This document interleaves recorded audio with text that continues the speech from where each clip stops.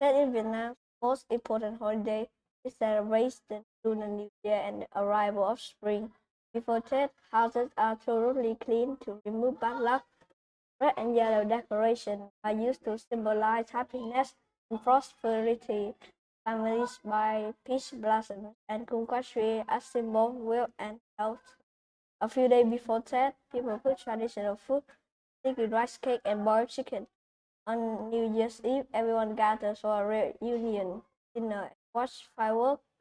During that, it's common to visit grandparents, relatives, and friends. Children receive a red envelopes with lucky money, wear new clothes. People also go to temple, pray for success and health. After that, family often go on trip to enjoy cultural festivals. It is not just a holiday, but it's also a time to cherish family and tradition.